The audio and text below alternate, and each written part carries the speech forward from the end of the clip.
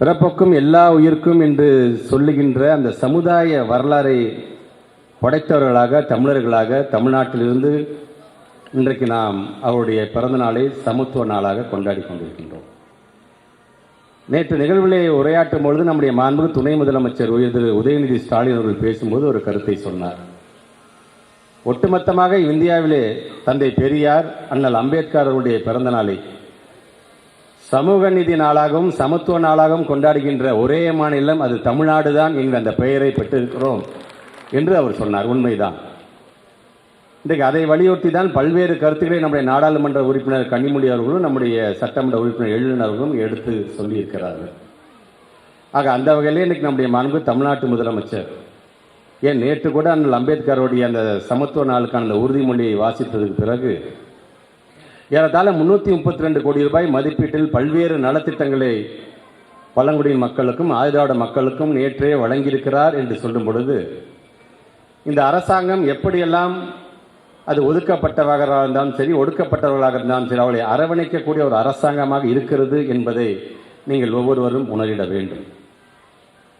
அதுவும் குறிப்பாக அண்ணல் அம்பேத்கர் அவர்களை பற்றி சொல்ல வேண்டும் என்று சொன்னால், புத்தகம் வாசிப்பதில் அவருக்கு நிகர் அது அவர்தான் என்று சொல்லலாம். புத்தகம் வாசிப்பதில் அவ்வளவு பிரியம் கொண்டவர் அவர். ஆனால் தான் திராவிடர் கழகத்தினுடைய தலைவர் ஆசிரியையா கூட டாக்டர் அம்பேத்கரின் புத்த காதல் மற்றும் புத்தக காதல் என்கின்ற ஒரு நூலையும் அவர் எழுதியிருக்கிறார். அப்படி புத்தகத்தின் மீது காதல் கொண்டிருக்கின்ற அண்ணல் அம்பேத்கர் அவர்களை பற்றி முத்தமிழர் கலைஞர் காதல் கொண்டிருக்கின்ற பேரறிஞர் அண்ணா நூற்றாண்டு நூலகத்தில் இந்த நிகழ்வு நடைபெறுவது என்பதே நமக்கான ஒரு மிகப்பெரிய பெருமையாக நான் கருதுகின்றேன்.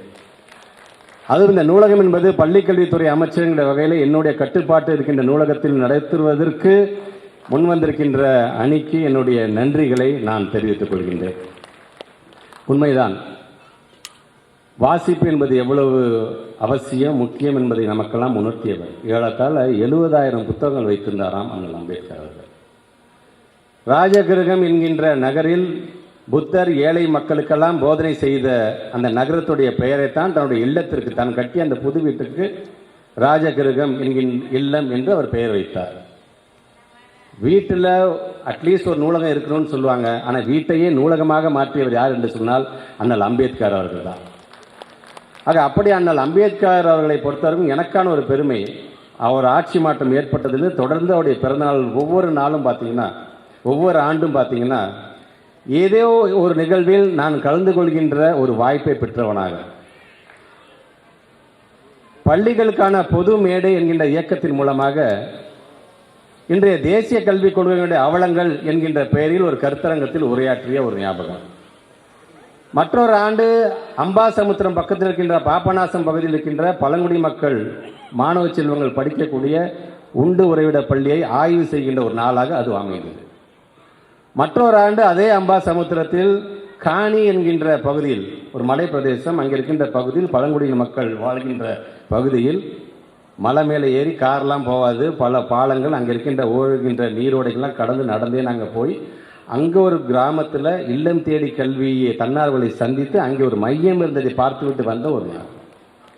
இப்படி ஒவ்வொரு ஆண்டும் ஒவ்வொரு விதத்தில் அண்ணல் அம்பேத்கருடைய பிறந்தநாளுக்கு நான் இருந்திருக்கிறேன் என்று சொல்லும்போது, இன்றைக்கு அவருடைய பிறந்த நாளில் இன்னைக்கு நம்முடைய அண்ணா நூற்றாண்டு நூலகத்தில் நான் நின்று கொண்டிருக்கிறேன் என்று சொல்லும்போது ஏதோ ஒரு விதத்தில் அண்ணல் அம்பேத்கர் இந்த அன்பிலே அழைத்துக் கொண்டே இருக்கிறார் என்று தான் நான் பார்க்கின்றேன். அப்படி அண்ணல் அம்பேத்கர் அவர்களை பொறுத்த வரைக்கும் இன்றைக்கு நாங்கள் வெறும் அரசியல் ரீதிக்காக மட்டும் வாக்குகளுக்காக மட்டும் பயன்படுத்துகின்றவர்கள் மத்தியில் அவருடைய கொள்கைகளை நாங்கள் எப்படி பின்பற்றுகின்றோம்? அம்பேத்கர் அவர்கள் எழுதிய பல கட்டுரையுடைய தொகுப்பு அண்ணனுக்கெல்லாம் தெரியும். ஒரு விசாவிற்கு காத்திருத்தல், அந்த கட்டுரையில் ஒரு முதல் கட்டுரையாக ஒரு சுருக்கமாக நான் சொல்கின்றேன். அண்ணல் அம்பேத்கர் அவருக்கு ஒரு 9 வயசு இருக்கும். முழுக்க அந்த கட்டுரைகள் எழுதின கட்டுரைகள் எல்லாம் பார்த்தீங்கன்னா அவரும் அவருடைய நண்பர்களும் ஆதிதிராவிட மக்களும் எந்த அளவுக்கு அவமானப்பட்டிருக்கிறார்கள் என்பதை அவர் விவரமாக சொல்லுகிறார்.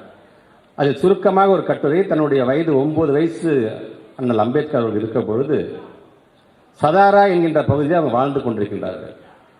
அவருடைய தந்தை கோராகான் என்கின்ற பகுதியிலே வேலையில் அமர்ந்திருக்கிறார். அவர் ஒரு கடிதம் போடுறார், இந்த கோடை விடுமுறைக்கு நீங்களாம் கோராகானுக்கு வாங்க, இங்கே நம்முடைய நேரத்தை செலவிடலாம் என்று அவர் சொல்லுகிறார். 9 வயதே நிரம்பிய அண்ணல் அம்பேத்கர் தன்னுடைய குடும்பத்தை சார்ந்திருக்கின்ற உறுப்பினர்களோடு போகிறார். இந்த கோராகான் பகுதிக்கு போக வேண்டும் என்று சொன்னால் ரயில் நிலையம் மாசூர் என்கின்ற ரயில் நிலையத்தில் இறங்கி அங்கிருந்து வண்டி பிடிச்சி தான் போகணும். ஆக அப்படி அந்த ரயில் நிலையத்தில் இறங்கும்போது மாசூர் என்கின்ற அந்த ரயில் நிலையத்தில்வங்களாம் இறங்குறாங்க. இறங்கும் பொழுது அங்கே இருக்கின்ற ரயில் நிலையத்தை சார்ந்திருக்கின்ற அதிகாரி வரார். இவர் எந்த பகுதியிலிருந்து வராங்க, இவங்க எப்படிப்பட்டவர்கள் என்பதை எல்லாம் தெரிஞ்சுட்டு அவர்களுக்கு உதவ மறுத்து அங்கேருந்து விலகி போகிறார் அந்த ரயில்வே துறையை சார்ந்திருக்கிற ஒரு அதிகாரி.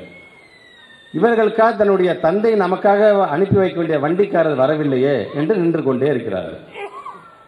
அப்பன்னு பார்த்து அங்கே ஒரு வண்டிக்காரர் வர்றார். அவர்கிட்ட சொல்கிறாரு, நாங்கள் இந்த கோராகான் பகுதிக்கு போகணும், எங்களை கூட்டிகிட்டு போகிறீங்களாங்கும் போது அவரும் ஆதி திராவிடன் என்பதை உணர்ந்து விட்டு அவர் சொல்கிறாரு, நான் உங்களை உட்கார வச்சா நான் வண்டி ஓட்ட மாட்டேன், வேணா நீ வண்டி ஓட்டு, நான் கீழே நடந்து தான் நான் வருவேன், நான் நீ வண்டி ஓட்டு, ஆனால் 2 மடங்கு நீ அதற்கான பணத்தை வழங்க வேண்டும் என்று அந்த வண்டிக்காரன் சொல்கிறேன்.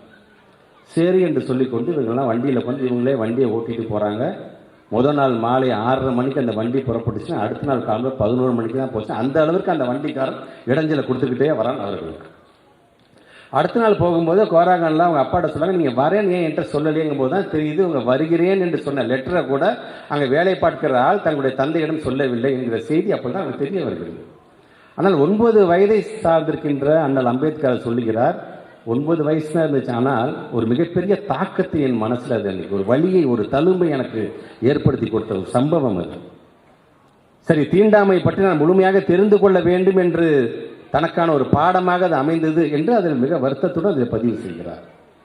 இதை திராவிட இயக்கத்தை சார்ந்திருக்கின்ற தலைவர்கள், குறிப்பாக முத்தமிழர் கலைஞர் அவர்கள் எங்கே இதை கொண்டு வருகிறார் என்று சொன்னால், அவர் கைப்பட எழுதிய காவியம் ஒரே ரத்தம் என்ற திரைப்படத்தில் இன்றைக்கு நம்முடைய மாண்பு தமிழ்நாட்டு முதலமைச்சர் அந்த வண்டியில் அமர்ந்து கொண்டு வரக்கூடிய ஒரு ஆதி திராவிட இளைஞனாக நடித்திருக்கிறார் நம்முடைய தமிழ்நாட்டுடைய முதலமைச்சர்.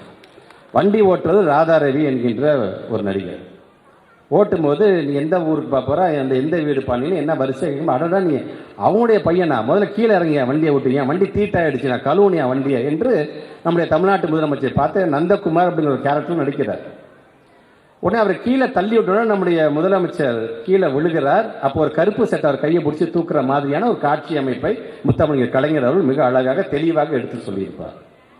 இப்படி அண்ணல் அம்பேத்கருடைய வாழ்க்கையில் நடந்த அந்த செய்திகளை எல்லாம், அந்த சிந்தனைகள் எல்லாம் இன்றைக்கு ஒரு காவியமாக, ஒரு இலக்கியமாக எங்கெல்லாம் தங்களால் அதை சொல்ல முடியுமோ அதை சொல்லக்கூடிய தலைவராக முத்தமிழர் கலைஞர் வாழ்ந்தார் என்பது நமக்கான பெருமை.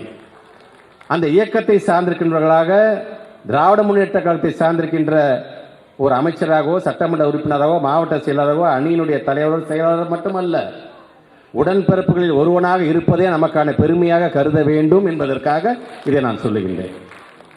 ஆக அப்படி இன்றைக்கு தந்தை பெரியார் அவர்கள் தான் சொல்லுவார், ஒரு விஷயத்தை சொல்றதுக்கே பயப்படுவோம் தெரியுமா, அந்த விஷயத்தை பயப்படாம தெளிவாக சொல்லக்கூடியவர் யார் என்று சொன்னால் அண்ணல் அம்பேத்கர் என்று தந்தை பெரியார் அவர்கள் சொல்வார். முத்தமிழர் கலைஞர் சொல்வார், வடக்கே தாடி இல்லாத பெரியார் அம்பேத்கர், தெற்கே தாடி உள்ள அம்பேத்கர் தந்தை பெரியார் என்று அவர் சொல்வார். ஆக இப்படி ஒவ்வொரு தலைவர்களும் அண்ணல் அம்பேத்கர் அவர்களையும் தந்தை பெரியார் அவர்களையும் கொண்டாடிய அந்த காலம். இன்றைக்கு தமிழ்நாட்டு முதலமைச்சர் அந்த இருவருக்கும் தான் சமத்துவ நாள், சமூக நீதி நாள் என்று அவர்களுடைய பிறந்த நாளை இன்றைக்கு நாம் கொண்டாடி கொண்டிருக்கின்றோம்.